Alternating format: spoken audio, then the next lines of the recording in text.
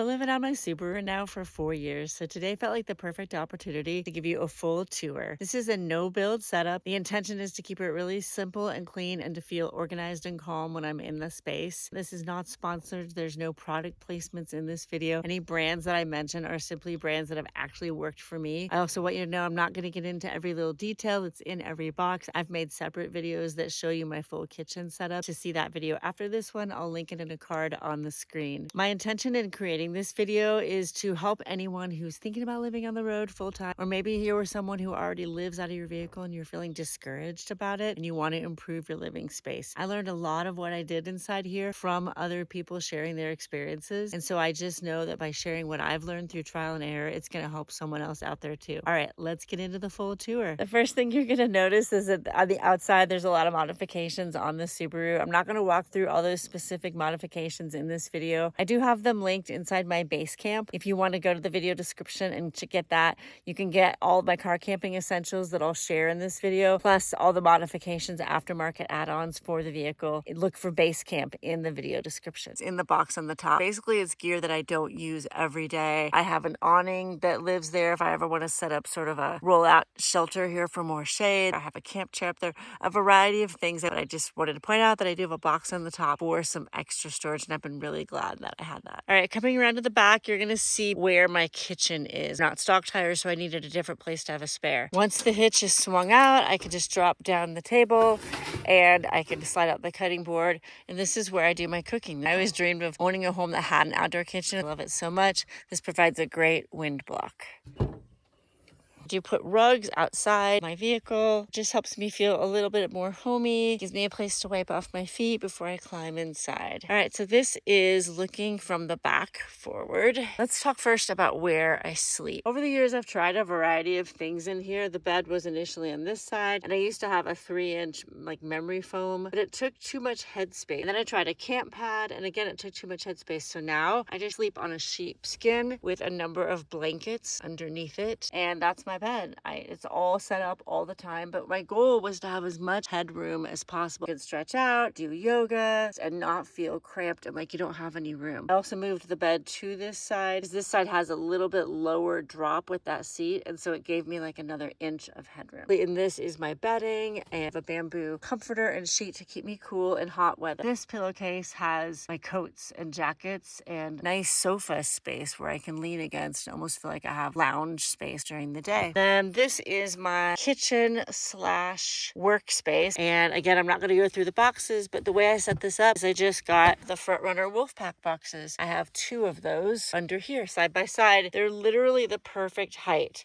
for cooking on, of course, only with the tailgate open. Also for like a desk, I can set up my laptop and work at the tailgate, and I can pull this out. And so I have more table counter space. I can put whatever I'm eating or drinking over here, or I can prepare food here and have extra space and just work directly out of these boxes. 2 different types of fuel canisters, protein powder, and my vitamins live right there. Hey, future Vida here with a quick note. My desire in creating a car tour video is never to say, here's a list of things, go out and buy them. My desire is to instead show you I made it work. And I'm hoping that this will show you that you don't need to build, and you could maybe use whatever boxes you have to make it work, because the best gear is the gear you already have. All right, now back to the video. I'm going to give you a little peek inside of my garage. This is where my spare tire used to live, but now it's all recovery gear. Air compressor. This is all my spare tools, a toe strap, a saw. I also would definitely not be on the road without one of these. I could jump my vehicle wherever I am. I don't need another vehicle to jump the battery. Show you a little bit of my bed setup from this direction. This blanket usually lives here. It's also a bed cover for me in colder nights. These are all my cut reflectics that go on my windows. You can see on this window, this piece of Velcro has been on here for years. It still works. So I basically just got a cheap roll of reflectics and cut it, and then got the Velcro command strips. They've worked perfectly, and I haven't had to replace the reflectics in 4 years. So these are my 4 clothing bags, and I will show you that they're each labeled. The end of each of them has a different color gear tie on them, so I know what the color goes for. So like the black one, I know that goes to like my nicer clothes, my dress clothes. Orange one is my tops, and then I have 2 more different colors. The green one is for outdoor gear, for hiking, and then I have the pink one, and that tends to be my pants. This bag right here is everything that I need for sleep. So like sleeping masks, clothes I want to sleep in. This is where my cooler lives. I don't do a fridge, and I don't deal with ice in a cooler. At one point I did have a fridge,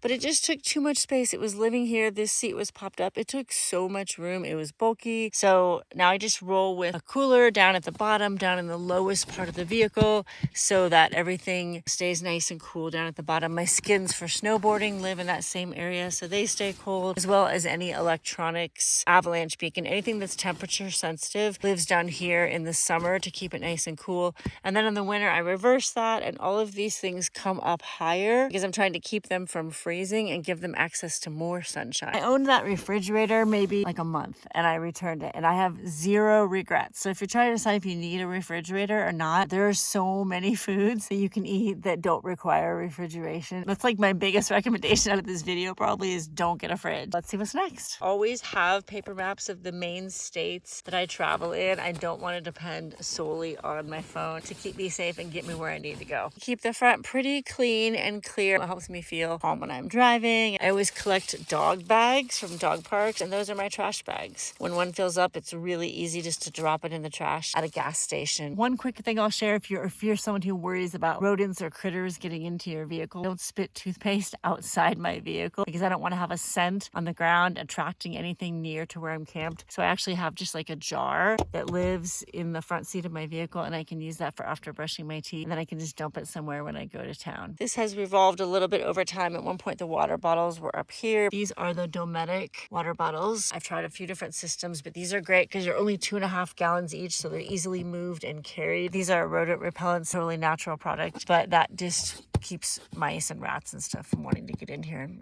so far, it's been lucky. I've only had them in my engine. This is where I keep my dirtiest hiking shoes. I tend to fill these water bottles up so that I have water to drink out of. And then under here, this is usually the day pack that I'll use for work if I'm going to go work in a coffee shop. Then I have my cold plunging gear ready, my toothbrush and sunscreen, my grocery bags, and then this is my shoes, snowboarding boots, winter boots because I love them even on a cold morning. Going around to the other side, you'll notice I have a lot of blankets. I think that helps me visually feel like everything's pretty organized in the vehicle. This is my bathroom kit, books that live here. I like the first things I see when I wake up in the morning or when I lay down to go to sleep are things that inspire me. So that's why my backpack lives here and my books live here because it reminds me I want to read or I want to go hiking. I don't want to be on my phone. Speaker here for music. Solar panels have lived here for all 4 years and they've been great. They haven't been bent or damaged in any way. These are my twinkle lights that I'll hang up at night when I want to hang out in the car, and then they'll plug into my solar generator. This is my shower bag, although I think I've used this maybe 2 times in 4 years, but it does work great. Fill it with water and lay it in the sunshine to warm up and hang it on the tailgate with the tailgate popped up. There's a handle that I can hook it onto. I've noticed that where you shower is one of the big questions people ask, and this is my opportunity to share my opinion about this, which is it's just not that serious. We get so spoiled by needing to have a shower every day, and there's so many other ways to bathe, whether it's rivers and lakes or whether it's just like a small hand towel and some soap and water. You can bathe yourself in like 2 minutes. So if you're worried about how you're going to shower or bathe, I mean, other opportunities, other places, of course, if you really want a shower, you could go to a community center. You could ask a friend if you're visiting in an area. And some people have Planet Fitness memberships, gym memberships. I've actually never done that in 4 years. Never had a problem finding a way to get a shower. There's countless ways to get clean. So if you're thinking about going on the road, but you think, how am I going to shower? Don't worry, you'll figure it out. This is where chargers for my toothbrush live and a couple other cords. My fan helps a lot in the summer. This is a 1,000-watt Jackery solar generator. And this is my toiletries bag. This is where I have a pee funnel, a designated water bottle, and my wag bags. And these are my art supplies. So since I mentioned wag bags, that's what these are. And when you're camped in the desert, you're required to bring these to actually do your business in the desert. And so you have to bring a portable toilet system, do your business, and take it out of the desert and not leave it and destroy the pristine environment and the cryptobiotic soil here. That leads to the other topic of people worry, well, how do you go to the bathroom? We overcomplicate things. We think that everything needs to be the way that we're used to in our comfort. Carry wag bags, but most of the time I'm able to use just a public restroom, support local businesses, buy a tea or a coffee, or use a rest stop, or go to a park, go to a library. It's not that that difficult to find a place to go to the bathroom. A larger hat, and this is my another gear tie. I love gear ties. If you don't know them, check them out. They're the best.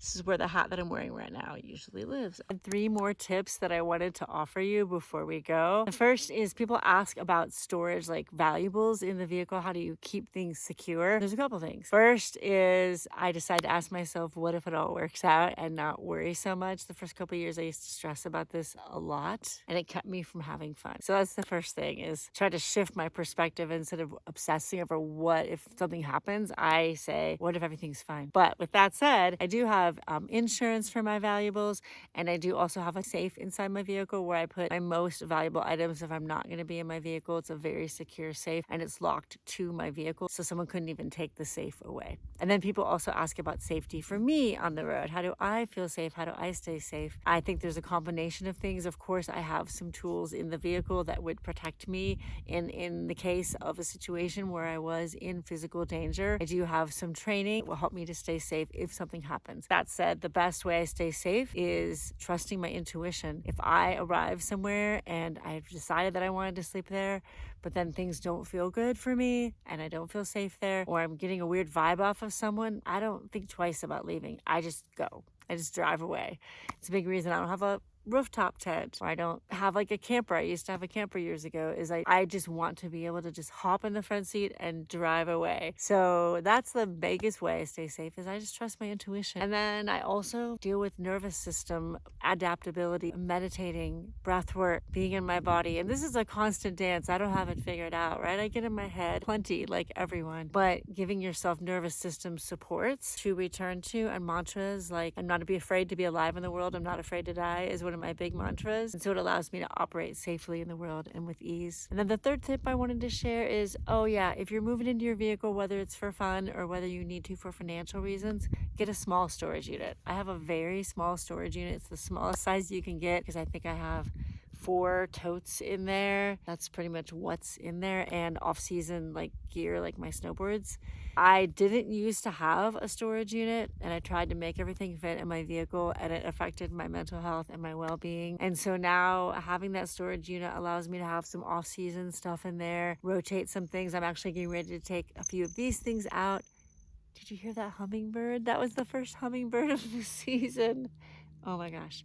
I'm getting ready to take some of this stuff out even and simplify even more. So having a small storage unit to work with, I think it's like $60 a month, $65 a month, is really great for peace of mind. All right, I think that is everything. I think we did the full tour. Thank you for coming over. It was so fun to have you this morning and just to show you the full setup. If you have any questions about anything I shared, drop them into the comments. If there's a video you would love to see about anything specific or anything else related to life on the road, let me know. I'd be happy to make one for you. And as I mentioned, if you would love the checklist of all the things that are my essentials for life on the road, they're inside Basecamp, so go to the video description. Other than that, I hope you're having a beautiful day wherever you are basecamped in the world. I'm sending you so much love. But don't give up, just hold on tight, it'll be alright.